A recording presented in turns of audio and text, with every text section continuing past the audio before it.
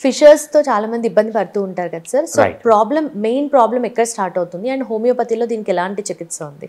So మనకు anal కెనాల్‌లో different diseases ఉంటాయండి.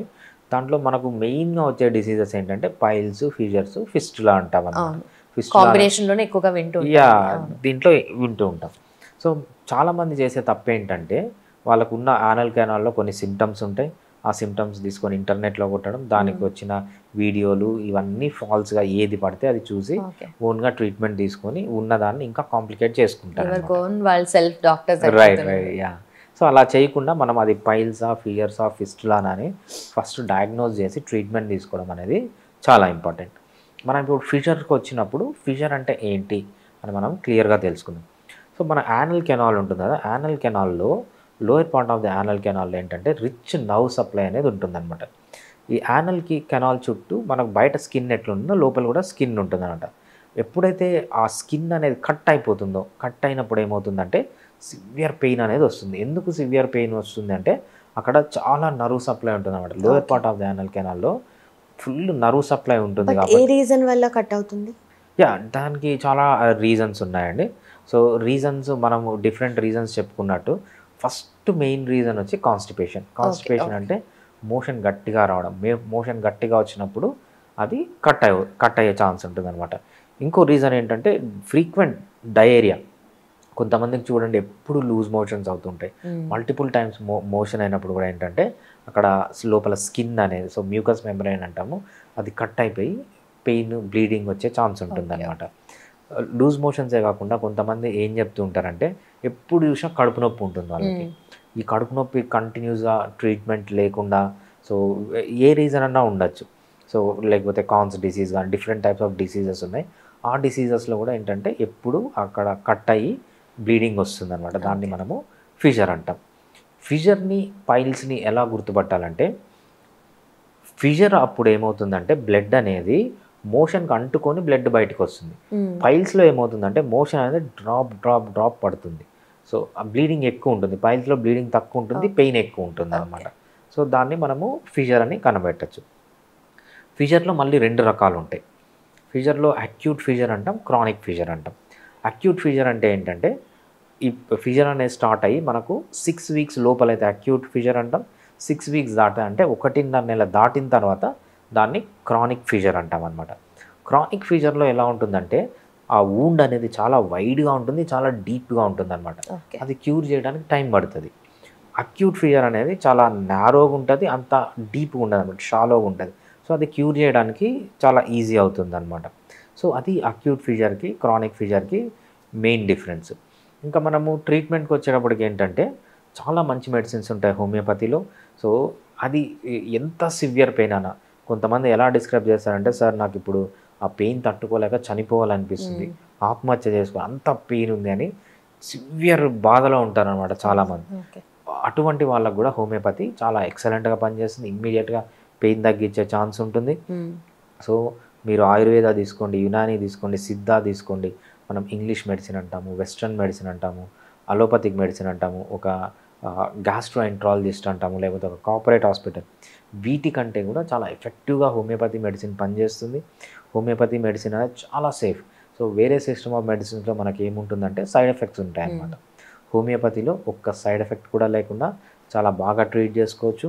అంతేకాకుండా చాలా క్విక్‌గా ఏవైతే పెయిన్స్ ఉన్నాయో ఇవన్నీ సివియర్ పెయిన్ కూడా చాలా ఇమ్మీడియేట్‌గా తగ్గుతుంది. సో ఇది క్యూర్ అనేది కూడా చాలా క్లియర్‌గా ఉంటుందన్నమాట. ఇంకా క్యూర్‌కి వచ్చేటప్పటికి సో చాలా బాగా క్యూర్ అవుతుంది వేరే సిస్టమ్ ఆఫ్ మెడిసిన్స్‌తో పోల్చిన. క్యూర్ అంటే ఏంటంటే మీ యానల్ కెనాల్ ముందు ఎలా ఉందో, నార్మల్‌గా ఎలా ఉందో అలా తీసుకొని వెళ్ళడాన్ని క్యూర్ అంటామన్నమాట. మనము ఈ డిసీజెస్ కంప్లీట్‌గా మళ్ళీ క్యూర్ చేయొచ్చు. రాకుండా మళ్ళీ ప్రివెంట్ చేయొచ్చనమాట. బోత్ క్యూర్ చేయడానికి ఈ ఫిషర్స్ అనేది ప్రివెంట్ చేయడానికి హోమియోపతి అనేది చాలా బాగా యూజ్ అవుతుంది. పైల్స్‌తో చాలా మంది బాధపడుతూ ఉంటారు. అంటే బ్లడ్ పడుతూ ఉంటుంది. చాలా ఇబ్బందిగా ఫీల్ అవుతూ ఉంటారు. కూర్చోడానికి కూడా ప్రాబ్లమాటిక్‌గా ఉంటుంది వాళ్ళకి. రైట్. సో మెయిన్ రీజన్స్ ఏముంటాయి సార్? అండ్ దాని నుండి బయటపడాలంటే ఏం చేయాలి? అట్ ద సేమ్ టైం మళ్ళీ రాకుండా ఉండాలంటే ఏం చేయాలి? రైట్. సో పైల్స్ అంటే ఏం లేదండి సింపుల్‌గా మనము ఇంటర్నెట్ ఓపెన్ చేసి చూస్తే పైల్స్ అని కొడితే చాలా మెటీరియల్ వస్తుందన్నమాట. దీంట్లో 99% of the information fake information. Okay. So ఎవరన్నా పైల్స్ ఉన్నవాళ్ళు ఏంటంటే కరెక్ట్‌గా ఫస్ట్ డయాగ్నోస్ చేసి తర్వాత ట్రీట్ చేసుకోవడం అనేది చాలా ఇంపార్టెంట్. సో పైల్స్ అంటే ఏం లేదు, సింపుల్గా మనం ప్రతి ఒక్క బాడీకి బ్లడ్ సప్లై ఉంటుంది, మన బాడీలో ఉన్న ప్రతి పార్ట్కి బ్లడ్ సప్లై ఉంటుంది అనమాట. మనకు లంగ్స్ నుంచి ఆక్సిజనేటెడ్ బ్లడ్ ప్రతి ఒక్క పార్ట్కి సప్లై చేయాలి. అది సప్లై చేసేదాన్ని మనం ఆర్టరీ అంటాం, పైప్ని ఆర్టరీ అంటాం అనమాట. ఒక్కసారి ఆర్టరీ ఆక్సిజనేటెడ్ బ్లడ్ సప్లై చేసినప్పుడు అక్కడ ఉన్న టిష్యూ ఆక్సిజన్ని యూజ్ చేసుకొని కార్బన్ డైఆక్సైడ్ని బయటికి పంపిస్తుంది. ఈ కార్బన్ డైఆక్సైడ్ని మనం బాడీలోంచి తీసేసేది ఏంటంటే వీన్స్ అంటాం. అంటే ఆర్టరీస్, వీన్స్ అనేవి చిన్న పైపులు అంతే. ఆక్సిజన్ బ్లడ్ని సప్లై చేసేది ఆర్టరీ అంటాము. ఒకవేళ ఆక్సిజన్ అంతా యూజ్ అయిపోయిన తర్వాత డీఆక్సిజనేటెడ్ బ్లడ్ని ఒక పార్ట్లోంచి బయటికి తీసుకొని వచ్చే బ్లడ్ వెజల్ని వీన్ అంటాం అన్నమాట. మన బాడీలో ప్రతి ఒక్క పార్ట్కి, ఏ పార్ట్ అన్నా చెప్పండి, ఆర్టీరియల్ సప్లై ఉంటుంది, వీనస్ డ్రైనేజ్ ఉంటుంది. అంటే ఆక్సిజన్ రిచ్ బ్లడ్ సప్లై చేయాలి, ఆక్సిజన్ తగ్గిపోయిన బ్లడ్ బాడీలో ఆ పార్ట్లోంచి తీసేయాలి. అట్లనే మన యానల్ కెనాల్, ఎక్కడైతే మోషన్ పోతామో ఆ ఏరియాలో కూడా ఆర్టీరియల్ సప్లై ఉంటుంది, వీనస్ డ్రైనేజ్ ఉంటుంది అనమాట. ఎప్పుడైతే ఈ వీన్స్ ఏదైతే ఆ చెడు రక్తాన్ని లేకపోతే డీఆక్సిజనేటెడ్ బ్లడ్ని ఆ పార్ట్ నుంచి బయటికి తీసుకొని వస్తాయో అవి ఎన్లార్జ్ అయిపోతే దాన్నే మనము పైల్స్ అంటాం అనమాట. లేకపోతే హెమరాయిడ్స్, సైంటిఫిక్గా హెమరాయిడ్స్ అంటాం, కామన్ లాంగ్వేజ్లో పైల్స్ అంటాం అనమాట. ఈ పైల్స్ అనేవి మెయిన్గా 2 టైప్స్ ఉంటాయి మనకు హ్యూమన్ బీయింగ్స్లో. ఒకటి ఇంటర్నల్ పైల్స్ అంటాం, ఎక్స్టర్నల్ పైల్స్ అంటాం. ఇంటర్నల్ పైల్స్ అంటే ఏంటంటే యానల్ కెనాల్ లోపల ఉన్న పైల్స్. ఎక్స్టర్నల్ పైల్స్ అంటే ఏంటంటే యానల్ కెనాల్ బయట ఉన్న పైల్స్ అనమాట. సో దీన్ని ఒక మనిషి ఇంటర్నల్ పైల్స్ ఉన్నాయా, ఎక్స్టర్నల్ పైల్స్ ఉన్నాయా అని ఎలా గుర్తుపట్టాలి అంటే, ఇంటర్నల్ పైల్స్ ఉన్నప్పుడు పెయిన్ ఉండదు, బ్లీడింగ్ మాత్రం బాగుంటుంది అనమాట. ఎక్స్టర్నల్ పైల్స్ ఉన్నప్పుడు బ్లీడింగ్ తక్కువ ఉంటుంది, బట్ సివియర్ పెయిన్ ఉంటుంది అనమాట. ఎందుకంటే external part of the anal కెనాల్లోనే నర్వ్ సప్లై ఉంటుంది, ఇంటర్నల్ పార్ట్లో నర్వ్ సప్లై ఉండదు. ఎప్పుడైతే నర్వ్ సప్లై ఉండదో పెయిన్ తెలియదు అనమాట. సో ఎక్స్టర్నల్ పైల్స్లో పెయిన్ ఉంటుంది, ఇంటర్నల్ పైల్స్లో పెయిన్ ఉండదు అనమాట. బ్లీడింగ్ ఎలా ఉంటుందంటే, ఎక్స్టర్నల్ పైల్స్లో చాలా తక్కువ బ్లీడింగ్ ఉంటుంది, పెయిన్ ఎక్కువ ఉంటుంది.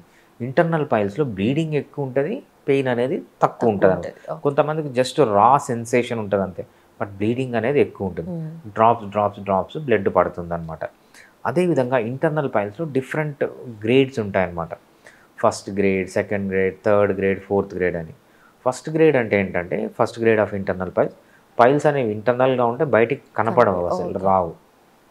సెకండ్ గ్రేడ్లో ఏమవుతుందంటే పైల్స్ అనేవి ఉంటాయి, మోషన్ పోయేటప్పుడు బయటకు వస్తాయి. మోషన్ పోయేది ఆగిపోయిన తర్వాత పైల్స్ అనేవి లోపలికి వెళ్ళిపోతాయి అనమాట. దాన్ని సెకండ్ గ్రేడ్ అంటాం.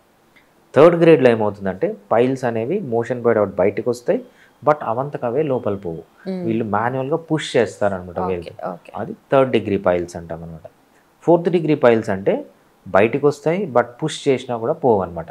సో దీన్ని డిఫరెంట్ స్టేజెస్ని బట్టి మనము అది ఫస్ట్ డిగ్రీనా, సెకండ్ డిగ్రీనా, థర్డ్ డిగ్రీనా, ఫోర్త్ డిగ్రీనా, ఇంటర్నల్ పైల్సా, ఎక్స్టర్నల్ పైల్స్ అని డిసైడ్ చేస్తామన్నమాట. ఓకే. సో దీని నుండి బయటపడాలంటే వాట్ ఆర్ ద, అంటే ఫుడ్ సోర్సెస్లో లేదంటే మనం ఉంటుందా, లేదంటే దాని నుండి బయటపడాలంటే అండ్ మళ్ళీ రాకుండా ఉండాలంటే మోస్ట్ ప్రాబబ్లీ పైల్స్ రావడానికి ఫస్ట్ మనం రీజన్ అనేది ఐడెంటిఫై చేయాలి. సో పైల్స్ రావడానికి చాలా రీజన్స్ ఉన్నాయి. ఎప్పుడైతే ఇంట్రా అబ్డామినల్ ప్రెషర్ పెరుగుతుందో, మెయిన్ రీజన్ వచ్చి కాన్స్టిపేషన్. ఎప్పుడైతే మోషన్ సరిగా పోకుండా స్టూల్ అనేది గట్టిగా ఉంటుందో అప్పుడు పైల్స్ అనేవి వస్తాయి. సో ఎక్కువ విమెన్లో వస్తాయి అనమాట. ఎందుకు అంటే వాళ్ళకు ఇంట్రా అబ్డామినల్ ప్రెషర్ పెరిగే ఛాన్స్ చాలా ఎక్కువ ఉంటుంది. ఎందుకంటే ప్రెగ్నెన్సీలో ఇంట్రా అబ్డామినల్ ప్రెషర్ పెరుగుతుంది, ఆ ప్రెషర్ వల్ల పైల్స్ వస్తాయి. విమెన్లో ట్యూమర్స్ ఎక్కువ. సో ఓవేరియన్ ట్యూమర్స్ కానీ, లేకపోతే గర్భసంచికి సంబంధించి యుట్రైన్ ట్యూమర్స్ కానీ ఎక్కువ అనమాట. ఎప్పుడైతే ట్యూమర్స్ అన్నీ ఉంటాయో సో పైల్స్ వచ్చే ఛాన్స్ ఎక్కువ ఉంటుంది. అది కాకుండా life style, sedentary life style ఉండడము, కదలకపోవడం, ఎక్కువసేపు ఒకటే దగ్గర నిల్చుకోవడము, ఇవన్నీ అవాయిడ్ చేస్తే పైల్స్ అనేది తగ్గించుకోవచ్చు అనమాట. అంతేకాకుండా హోమియోపతిలో పైల్స్ చాలా మంచి ట్రీట్మెంట్ ఉంటుంది. అవి ఇంటర్నల్ పైల్స్ కానీ, ఎక్స్టర్నల్ పైల్స్ కానీ, first degree, second degree, third degree అన్నిటికీ మంచి ట్రీట్మెంట్ ఉంటుంది. పైల్స్లో ఎలా ఉంటుందంటే హోమియోపతి ట్రీట్మెంట్ చాలా సేఫ్గా ఉంటుంది. మనం ఒక్క సైడ్ ఎఫెక్ట్ కూడా లేకుండా పైల్స్ని కంప్లీట్గా తగ్గించుకునే ఛాన్స్ ఉంటుంది. పైల్స్ అనేవి వేరే సిస్టమ్ ఆఫ్ మెడిసిన్ చాలా ఎఫెక్టివ్గా పనిచేస్తాయి. మీరు ఆయుర్వేద తీసుకోండి, యునాని తీసుకోండి, సిద్ధా తీసుకోండి, ఏ సిస్టమ్ ఆఫ్ మెడిసిన్ కంటే హోమియోపతి చాలా బాగా పనిచేస్తుంది. మనం హోమియోపతిలో పైల్స్ని ఏంటంటే కంప్లీట్గా క్యూర్ చేయొచ్చు అనమాట. మీ యానల్ కెనాల్ ముందు ఎలా ఉందో అలానే తీసుకోవాలి, దాన్ని క్యూర్ అనమాట. సో మళ్ళీ రాకుండా ప్రివెంట్ చేసుకోవచ్చు. మనం కాన్స్టిట్యూషనల్ ట్రీట్మెంట్ అని ఉంటుంది హోమియోపతిలో. ఆ ట్రీట్మెంట్ ఇస్తే ఏమవుతుందంటే మళ్ళీ మళ్ళీ పైల్స్ వచ్చే ఛాన్స్ తగ్గిపోతుంది. సో చాలా కేసెస్లో కంప్లీట్ క్యూర్ చేయొచ్చు, మళ్ళీ మళ్ళీ రాకుండా ప్రివెంట్ చేయొచ్చు హోమియోపతి. సో ఫిస్టులా గురించి వింటూ ఉంటాము, but what exactly is fistula and A age group వాళ్ళకి ఎక్కువగా వస్తుంది? సో హోమియోపతిలో దీనికి ఎలాంటి మెడిసిన్ ఉంటుంది?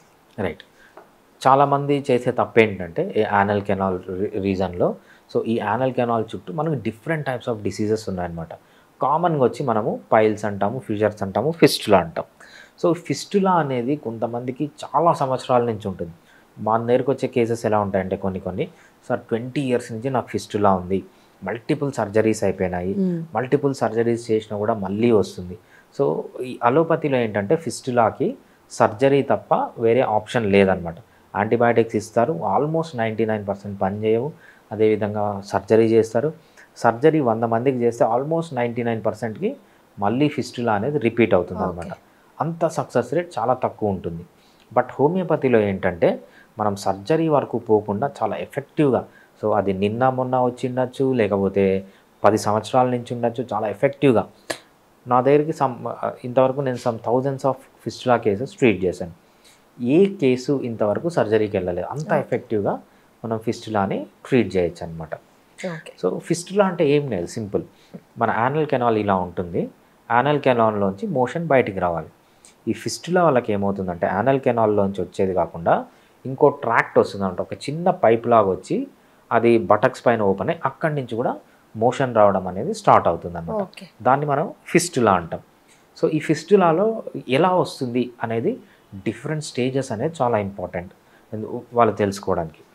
ఇనిషియల్గా ఏమవుతుందంటే యానల్ కెనాల్లో మనకి ఎప్పుడు బ్యాక్టీరియా, వైరస్ అవన్నీ ఉంటాయి మన మోషన్లో. అదేమవుతుందంటే మనకు మోషన్ వచ్చే ముందు గమ్ము లాంటి సబ్స్టెన్సు మన యానల్ కెనాల్లో రిలీజ్ అవుతుంది. ఎందుకంటే దాన్ని స్మూత్గా చేయడానికి, అంటే మోషన్ స్మూత్గా రావడానికి. ఆ గమ్ము లాంటి మెటీరియల్ మ్యూకస్ అంటాం అనమాట. ఈ మ్యూకస్ని సెక్రేట్ చేయడానికి స్పెషల్ టైప్ ఆఫ్ గ్లాండ్స్ ఉంటాయి. దాన్ని ఏమంటాం అంటే యానల్ గ్లాండ్స్ అంటాం అనమాట. సో ఈ యానల్ గ్లాండ్స్కి ఒక్కొక్కసారి ఏమవుతుందంటే మోషన్కి దగ్గరలో ఉంటాయి కాబట్టి బ్యాక్టీరియా అనేది దాంట్లోకి వెళ్ళిపోతుంది. ఒక్కసారి యానల్ కెనాల్లోకి యానల్ గ్లాండ్స్లోకి బ్యాక్టీరియా వెళ్ళిందంటే అది ఇన్ఫెక్ట్ అయిపోతుంది అనమాట. ఇన్ఫెక్ట్ అయిపోయి పస్ లాగా ఫామ్ అవుతుంది అనమాట. దాన్నే మనం యానోరెక్టల్ యాబ్సెస్ అంటాం. అంటే ఫస్ట్ ఒక సాకెట్ అంటే చిన్న ప్యాకెట్ ఆఫ్ పస్ లాగా తయారవుతుంది అనమాట. సో ఆ సాకెట్ ఆఫ్ పస్ నుంచి ఒక చిన్న ట్యూబ్ వస్తుంది అనమాట. సో ఇనీషియల్గా ఏమవుతుందంటే ఈ ట్యూబ్ 2 సైడ్లు ఓపెన్ కాదు. ఇది యానల్ కెనాల్ ఉంటే ఇక్కడ పస్ ఉంటే ఒక చిన్న ట్యూబ్లో ఓపెన్ అయ్యి అది పస్ అనేది బయటకు వచ్చేస్తుంది. ఇనీషియల్ స్టేజ్లో ఏమంటామంటే దాన్ని సైనస్ అంటాం అనమాట. సో ఆ సైనస్ స్టేజ్లో పట్టించుకోలేదు, ట్రీట్మెంట్ తీసుకోలేదండి, నెక్స్ట్ ఫిస్టులాగా మారుతుంది. ఇక్కడ యానల్ కెనాల్ ఉంటే ఇక్కడ పస్ ఉంటే ఇంక నెక్స్ట్ ఏమవుతుందంటే ఒక పైప్ లాగా ఫామ్ అయిపోతుంది. అప్పుడు ఏమవుతుందంటే యానల్ కెనాల్లోంచి రావాల్సిన మోషన్ ఈ పైప్లోంచి కూడా బయటకు వస్తుంది అన్నమాట. ఇది 3rd స్టేజ్. సో ఇనీషియల్ స్టేజ్లో పట్టించుకోకపోతే అది యానోరెక్టల్ యాబ్సెస్ లాగా ఉన్నప్పుడు పట్టించుకోకపోతే సైనస్ అవుతుంది. సైనస్ అప్పుడు కూడా సరిగా ట్రీట్మెంట్ చేసుకోకపోతే ఫిస్టులా అవుతుంది అనమాట. సో చాలామంది చేసే తప్పు ఏంటంటే యానల్ కెనాల్ చుట్టూ చిన్న పెయినే కదా, కొంచెం పస్సే కదా వచ్చేదని నెగ్లెక్ట్ చేస్తారు. అది చాలా సివియర్ అయిపోతుంది. సో లాస్ట్కి స్టేజ్ ఎలా ఉంటుందంటే ఇంకా అది వాళ్ళ బాడీలో ఒక పార్ట్ లాగా అయిపోతుంది. అంటే మనం ఫుడ్ తినడం, నీళ్లు తాగడం ఎట్లలో ఆ పస్సు రావడం, బయట నుంచి మోషన్ రావడం కూడా వాళ్ళు అట్లా న్యాచురల్గా మారిపోతుంది. ఎందుకంటే ట్రీట్మెంట్ ఉండదు. బట్ అటువంటి కేసుల్లో కూడా హోమియోపతి చాలా బాగా పనిచేస్తుంది, చాలా ఎఫెక్టివ్గా పనిచేస్తుంది. మనము దాన్ని కంప్లీట్గా రివర్స్ అయ్యేదే కాకుండా కంప్లీట్గా మళ్ళీ రాకుండా ప్రివెంట్ చేయొచ్చు. సో అంతేకాకుండా ఇవన్నీ ఒక్క సైడ్ ఎఫెక్ట్ కూడా లేకుండా చాలా సేఫ్గా చేయొచ్చు. మనము ఓన్లీ క్యూర్ చేయడమే కాకుండా ప్రివెంట్ చేయొచ్చు. టైం కూడా ఎక్కువ పట్టదు, చాలా క్విక్గా మనము ఇవన్నీ చేయొచ్చు అనమాట విత్ హోమియోపతి. సో మీ ఎక్స్పీరియన్స్లో ఎక్కువగా ఏ ఏజ్ గ్రూప్లో వస్తుంటుంది సార్? రైట్, సైనస్ ఫిస్టులా అనేది మామూలుగా మనము కొంచెం 45-50 ఏజ్లో, లేకపోతే అరౌండ్ 45 నుంచి 60 years ఆఫ్ ఏజ్లో ఎక్కువ చూస్తూ ఉంటాం అనమాట. సో ఎక్కువ విమెన్లో కంటే మెన్లోనే ఎక్కువ చూస్తూ ఉంటాం అనమాట. సో రీజన్ అయితే అన్నోన్, బట్ 45 years నుంచి 60 years ఉన్న మెన్లో ఈ ప్రాబ్లం అనేది ఎక్కువగా ఉంది. సో పైలోనిడల్ సైనస్ అని వింటూ ఉంటాం కదా, సో అంటే ఏంటి, అండ్ ఆల్సో హోమియోపతిలో ఎలాంటి ట్రీట్మెంట్ ఉంటుంది? రైట్, పైలోనిడల్ సైనస్ అంటే ఏం లేదండి. దీనికి తెలుసుకోవాలంటే మనం ఒక చిన్న స్టోరీ తెలుసుకోవాలన్నమాట. సో మనకు బటక్స్ మధ్యలో స్కిన్ ఉంటుంది రైట్, కొంచెం పైన మన టెయిల్ బోన్ అంటాం కదా, టెయిల్ బోన్ పైన స్కిన్ ఉంటుంది అనమాట. మనకు ఎక్కడ ఉన్నట్లే మన స్కిన్లో ప్రతి ఒక్క ప్లేస్లో స్వెట్ గ్లాండ్ ఉంటుంది, సబేషియస్ గ్లాండ్ ఉంటుంది. స్వెట్ గ్లాండ్ అంటే ఏంటంటే మనకు స్వెట్ని ప్రొడ్యూస్ చేసే గ్లాండ్. సబేషియస్ గ్లాండ్ అంటే ఏంటంటే మనకు ఆయిల్ లాగా సీబమ్ అంటాం చూసారా, అది ప్రొడ్యూస్ చేసే గ్లాండ్ని సబేషియస్ గ్లాండ్. మన బాడీలో ప్రతి ఒక్క దగ్గర హెయిర్ ఉంటుంది, స్వెట్ గ్లాండ్స్ ఉంటాయి, సీబమ్ సబేషియస్ గ్లాండ్స్ ఉంటాయి అన్నమాట. మన రెండు బటక్స్ మధ్యలో టైల్ బోన్ అని ఉంటుంది కదా, టైల్ బోన్ పైన ఫ్లాట్గా ఉంటుంది అనమాట. అక్కడ ఏమవుతుందంటే ఒక్కొక్కసారి అక్కడున్న స్వెట్ గ్లాండ్స్ అనేవి ఇన్ఫెక్ట్ అయిపోతాయి. ఎట్లా ఎందుకు ఇన్ఫెక్ట్ అవుతాయి అంటే, సో ఫర్ ఎగ్జాంపుల్ ఎవరైనా ఎక్కువసేపు కూర్చుంటున్నారు, లేకపోతే బాగా ఒబేస్గా ఉన్నారు, లేకపోతే ఎక్కువ జర్నీస్ చేస్తున్నారు అన్నప్పుడు ఏమవుతుందంటే, సో ఇవన్నీ చేసేటప్పుడు ఆ ఏరియాలో స్కిన్ అనేది స్ట్రెచ్ అవుతుంది రైట్. ఎక్కువ ఒబేసిటీ ఉన్నా, లేకపోతే ఎక్కువ కూర్చొని జర్నీస్ చేసినప్పుడు ఆ బంప్స్ వల్ల స్ట్రెచ్ అవుతుంది అనమాట. సో వీటన్నిటి వల్ల ఏమవుతుందంటే ఆ స్వెట్ గ్లాండ్స్ అనేవి ఎన్లార్జ్ అవుతాయి. ఎప్పుడైతే స్వెట్ గ్లాండ్స్ అనేవి ఓపెన్ అవుతాయో దాంట్లోకి డస్ట్ వెళ్ళే ఛాన్స్ ఉంటుంది అనమాట. మన బాడీలో ఉన్న డస్ట్ కానీ, లేకపోతే మన బట్టల పైన ఉన్న డస్ట్ కానీ, లేకపోతే థిక్ హెయిర్ ఎవరికన్నా ఉంటే ఏమవుతుందంటే ఆ స్వెట్ గ్లాండ్స్ ఎప్పుడైతే ఓపెన్ అయిపోతాయో దాంట్లోకి హెయిర్ అనేది వెళ్ళిపోతుంది. ఇండియన్స్కి అప్లై కాదు, ఫారినర్స్కి ఏంటంటే వాళ్ళు ఎప్పుడైతే టిష్యూ పేపర్స్ యూజ్ చేస్తారో వైప్ చేసుకోవడానికి, ఆ పీసెస్ ఆఫ్ టిష్యూ పేపర్ కూడా అక్కడ లోపలికి వెళ్ళిపోతుంది. లోపలికి వెళ్ళిపోయి ఏమవుతుందంటే ఒక సిస్ట్ లాగా ఫామ్ అయ్యి ఇన్ఫెక్షన్ అయిపోతుంది అనమాట. ఇన్ఫెక్షన్ అయిపోయి అది క్యూర్ కాకుండా దాంట్లో ఒక చిన్న పైపు పెట్టుకొని పస్ అనేది వస్తూనే ఉంటుంది. లోపలికి కంప్లీట్గా క్లాత్ పోవడము, లేకపోతే హెయిర్ పోవడము, లేకపోతే ఈ టిష్యూ పేపర్లు పోవడం, అక్కడ ఇన్ఫెక్ట్ కావడము. చాలాసార్లు ఏం చేస్తారంటే ఆ లోపల నుంచి ఏదైతే ఆ యాబ్సెస్ లాగా ఫామ్ అయిందో అక్కడంతా ఇవన్నీ పోయి చేరుకొని అప్పుడప్పుడు బయటకు వస్తూ ఉంటాయి అన్నమాట. దీన్ని పైలోనిడల్ సైనస్ అంటాం. సో పైలోనిడల్ సైనస్ అనేది ఓన్లీ బ్యాక్లోనే రాదు, ఎక్కడన్నా బాడీలో ఏ పార్ట్లో ఉన్నా రావచ్చు అనమాట. సో డిఫరెంట్ పీపుల్కి అంటే మెయిన్గా అక్కడే వస్తుంది, వేరే పార్ట్స్లో కూడా వచ్చే ఛాన్స్ అనేది ఉంటుందన్నమాట. దీనికి అలోపతిలో ఏమంటామంటే, లేకపోతే అలోపతి కానీ, వెస్ట్రన్ మెడిసిన్ కానీ, లేకపోతే ఇంగ్లీష్ మెడిసిన్ కానీ, ఒక కార్పొరేట్ హాస్పిటల్ కానీ, లేకపోతే ఇంటి పక్కన ఉన్న హాస్పిటల్ కానీ, ఒక జనరల్ సర్జన్ దగ్గరికి వెళ్ళినప్పుడు ఈ ట్రీట్మెంట్ అంతా కన్వెన్షనల్ ట్రీట్మెంట్ అంటాం అన్నమాట. ఈ కన్వెన్షనల్ ట్రీట్మెంట్లో దీనికి అసలు ట్రీట్మెంట్ అనేది లేదు, సర్జరీకి వెళ్ళాలి. సర్జరీ వెళ్ళినప్పుడు చాలా ప్రాబ్లమ్స్ అనమాట. ఒక 100 మంది సర్జరీ చేయించుకుంటే ఆల్మోస్ట్ 99 పీపుల్కి మళ్ళీ రికర్ అవుతుంది, అంత రికరెన్స్ ఉంటుంది అనమాట ఈ డిసీజ్లో. సో ఇంకోటి ఏంటంటే సర్జరీ అనేది చాలా కష్టం. ఫర్ ఎగ్జాంపుల్ ఫ్లాప్ సర్జరీ అని చేస్తారు, డిఫరెంట్ సర్జరీస్ ఉన్నాయి. ఏ సర్జరీ చేసినా ఏంటంటే పోస్ట్ సర్జరీ చాలా ప్రాబ్లమ్స్ ఉంటాయి. ఏంటంటే వాళ్ళు ఇట్లా కూర్చోకూడదు, వెల్లెలకలు పడుకోకూడదు, ఏదర్ నిల్చుకో ఉండాలి, బోర్లో పడుకోవాలి. సో అట్లా ఒక 2-3 months చేయాల్సి ఉంటుంది అనమాట. ఎప్పటికీ కష్టం కదా అట్లా, చాలా కష్టం అనమాట. ఇవన్నీ లేకుండా హోమియోపతిలో చాలా మంచి ట్రీట్మెంట్ ఉంటుంది. హోమియోపతిలో ఎంత ఎఫెక్టివ్గా ఉంటాయంటే మీరు అలోపతి తీసుకోండి, యునానీ తీసుకోండి, సిద్ధా తీసుకోండి, ఏ సిస్టమ్ ఆఫ్ మెడిసిన్ కంటే చాలా మంచి మెడిసిన్స్ హోమియోపతిలో ఉన్నాయి. ఈ బార్తోలిన్ సిస్ట్కి చాలా సేఫ్గా, అంటే ఒక్క సైడ్ ఎఫెక్ట్ కూడా లేకుండా మనము కంప్లీట్ ట్రీట్ చేసుకోవచ్చు. ఈ బార్తోలిన్ యాబ్సెస్లో మనకు ఈ పైలోనిడల్ సైనస్లో మనకి ఏమవుతుందంటే కంప్లీట్గా క్యూర్ చేసే ఛాన్స్ ఉంటుంది అనమాట. నాకు ఒక 100 కేసెస్ వస్తే 80% ఆఫ్ ది కేసెస్కి కంప్లీట్గా క్యూర్ అయిపోతాయి, మళ్ళీ ఎప్పటికీ రాదనమాట. ఇంకా 20% ఆఫ్ ది కేసెస్కి క్యూర్ అవుతుంది, ఫ్యూచర్లో వచ్చే ఛాన్స్ ఉంటుంది. ఇంకా 1% ఆఫ్ ది కేసెస్కి ఏంటంటే మెడిసిన్ ఇచ్చినన్ని రోజులు తగ్గుతుంది, మెడిసిన్ స్టాప్ చేస్తే మళ్ళీ వస్తుంది అనమాట. ఏదైనా కూడా వితౌట్ సింగిల్ సైడ్ ఎఫెక్ట్, ఒక్క సైడ్ ఎఫెక్ట్ కూడా లేకుండా చాలా సేఫ్గా, చాలా ఎఫెక్టివ్గా, చాలా టైమ్లీ, అంటే ఈ సిమ్టమ్స్ తగ్గడానికి, పెయిన్ తగ్గడానికి చాలా క్విక్గా వితిన్ నో టైం మనము తగ్గించుకోవచ్చు అనమాట. కంప్లీట్గా క్యూర్ చేసుకోవచ్చు. మనకు ముందు స్కిన్ ఎలా ఉందో అలా కంప్లీట్గా అయిపోతుంది. అదే కాకుండా మళ్ళీ రాకుండా ప్రివెంట్ చేసుకోవచ్చు. సో చాలా కొద్ది కేసెస్లో, అవుట్ ఆఫ్ 100 1 కేస్కి ఏమవుతుందంటే మనకు ఓన్లీ రిలీఫ్ మాత్రమే ఇవ్వగలుగుతాం, కంప్లీట్గా క్యూర్ చేయలేమన్నమాట. సో అది only 1 case out of 100. But ఏదైనా కూడా ఒక సింగిల్ సైడ్ ఎఫెక్ట్ కూడా లేకుండా హోమియోపతిలో చాలా ఎఫెక్టివ్గా, సేఫ్గా ఈ ప్రాబ్లమ్కి ట్రీట్మెంట్ తీసుకోవచ్చు. Okay sir, and also medication ఎలా ఉంటుంది దీనికి, అంటే కోర్స్ ఆఫ్ టైం ఎలా ఉంటుంది?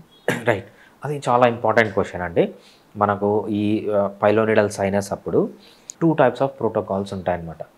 ఫస్ట్ మనం ఏం చేస్తామంటే కంప్లీట్గా క్యూర్ చేయడానికి, అంటే మీ పాత స్కిన్ ఎలా ఉందో ఆ బ్యాక్ పార్ట్లో అలా కంప్లీట్గా క్యూర్ అయింటే నార్మల్కి తీసుకెళ్ళడానికి ఒక ప్రోటోకాల్ ఉంటుంది అనమాట. సో ఇది మామూలుగా ఆన్ అన్ యావరేజ్ 3 months పడుతుంది. రేర్గా కొంతమందికి ఎక్కువ పట్టదు, but on an average 3 months పడుతుంది. ఒక్కసారి కంప్లీట్గా క్యూర్ అయిపోయిన తర్వాత మనం ఏం చేస్తామంటే నెక్స్ట్ 3 months మళ్ళీ రాకుండా ఇచ్చేస్తామన్నమాట. దాన్ని ప్రివెన్షన్. దాన్ని అక్కడ మనం కాన్స్టిట్యూషనల్ ట్రీట్మెంట్ ఇస్తాము. కాన్స్టిట్యూషనల్ ట్రీట్మెంట్ ఇచ్చినప్పుడు ఏమవుతుందంటే మళ్ళీ రాకుండా ప్రివెంట్ అవుతుంది అనమాట. సో 2 types ఆఫ్ ప్రోటోకాల్స్ ఉంటాయి. ఒకటి క్యూర్ చేయడానికి, ఒకటి కంప్లీట్ మళ్ళీ రాకుండా ప్రివెంట్ చేయడానికి. ఆన్ అన్ యావరేజ్ 6 months పడుతుంది అనమాట. కొంతమందికి 9 months అవుతుంది. రేర్గా కొంతమందికి 1 year తర్వాత తగ్గిన వాళ్ళు కూడా ఉన్నారనమాట. On an average 6 months, it may go up to 9 months, but rarely it can go up to 1 year అనమాట. బట్ మళ్ళీ రాకుండా మాత్రం చేయగలుగుతారు. Right, yeah. 100లో 80 మందికి కంప్లీట్గా తగ్గిపోతుంది, మళ్ళీ ఎప్పటికీ రాదు. ఒక 20% ఆఫ్ ది పీపుల్కి కంప్లీట్గా తగ్గిపోతుంది, ఫ్యూచర్లో వచ్చే ఛాన్స్ ఉంటుంది. ఇంకా 1% ఆఫ్ ది అన్ఫార్చునేట్ పీపుల్ ఉంటారు, వాళ్ళకి మెడిసిన్ ఇచ్చిన రోజులు తగ్గుతుంది, మెడిసిన్ ఇస్తూనే మళ్ళీ స్టాప్ చేస్తూనే మళ్ళీ వస్తుంది. వాళ్ళు ఓన్లీ 1% ఆఫ్ ది పీపుల్ ఉంటారు. సో ఇదేంటి వాళ్ళ సివియారిటీని బట్టి డిపెండ్ అయి ఉంటుందా? అవి చాలా పారామీటర్స్ పైన డిపెండ్ అయి ఉంటుంది. ఫర్ ఎగ్జాంపుల్ యంగ్ ఏజ్ అంటే ప్రోగ్నోసిస్ బాగుంటుంది ఓల్డ్ ఏజ్ కంటే. అదేవిధంగా వీళ్ళకు ప్యారలల్గా ఏమేమి ప్రాబ్లమ్స్ ఉన్నాయి, సో ఏం ప్రాబ్లమ్స్ లేదు, హెల్దీగా ఉన్నారు, వీళ్ళలో ప్రోగ్నోసిస్ బాగుంటుంది అనమాట. బీపీ ఉంది, షుగర్ ఉంది, థైరాయిడ్ ఉంది, వీళ్ళలో కొంచెం బ్యాడ్ ప్రోగ్నోసిస్ ఉంటుంది. అదేవిధంగా వీళ్ళ డైటరీ హ్యాబిట్స్ ఎట్లా ఉన్నాయి, మంచి హెల్దీ డైట్ తీసుకుంటున్నాడు, మంచి రిజల్ట్ ఉంటుంది. ఎక్కువ కార్బోహైడ్రేట్ తింటున్నాడు, omega-6 ఫ్యాటీ యాసిడ్స్ ఎక్కువ తీసుకుంటాడు, ఇంకొంచెం ప్రాబ్లం ఉంటుంది అనమాట. ఒకటి మంచిగా నిద్రపోతున్నాడు, వీళ్ళలో ప్రోగ్నోసిస్ బాగుంది. సరిగా నిద్రపోవట్లేదు, ఇమ్యూనిటీ అంతా దెబ్బతినింది, వాళ్ళకి వేరే ప్రాబ్లమ్స్ ఉంటాయి. ఒకటి మంచి ఎక్సర్సైజ్ చేస్తున్నాడు, మంచి హెల్దీగా ఉన్నాడు, సో వీళ్ళలో ప్రోగ్నోసిస్ అనేది బాగుంటుంది compare to who doesn't exercise. అదేవిధంగా స్ట్రెస్ కానీ, లేకపోతే వీళ్ళ అలవాట్లు, ఆల్కహాల్ తీసుకుంటున్నా, స్మోకింగ్ చేస్తున్నా, సో ఇవన్నీ various lifestyle factors. So severity of the డిసీజ్ని బట్టి మనకు ప్రోగ్నోసిస్ అనేది చేంజ్ అవుతుంది. Okay, thank you so much. Thanks అండి. Sir, one life lesson what medicine has taught you. Whatever you can do without expecting. But I really believe మన positive attitude ఉంటేనే మనం ఏదైనా సాధించగలం. గట్ని మనం కరెక్ట్గా డీల్ చేసినట్లయితే అది మనకి పాజిటివ్ హార్మోన్స్ని రిలీజ్ చేస్తుంది. షుగర్ వచ్చిన వాళ్ళ పరిస్థితి ఏంటి? పొట్ట దగ్గర పెరిగితే దాన్ని ఆండ్రాయిడ్ అంటారు, ఆండ్రాయిడ్ ఫోన్ కదా. అసలు థాట్స్ ఎందుకు వస్తాయి? బ్రెయిన్ డెడ్ అంటే దానికి ప్రపంచం అంతా కూడా కొన్ని నిర్దిష్టమైనటువంటి లక్షణాలు. మానసికంగా ధైర్యంగా ఉంటే క్యాన్సర్ జయించవచ్చు. You are a doctor for a cause sir, అంతే. వాళ్ళకి వచ్చిన ఆదాయం కాకుండా ఫ్రీ సర్వీస్ ఎంతమందికో చేస్తారు.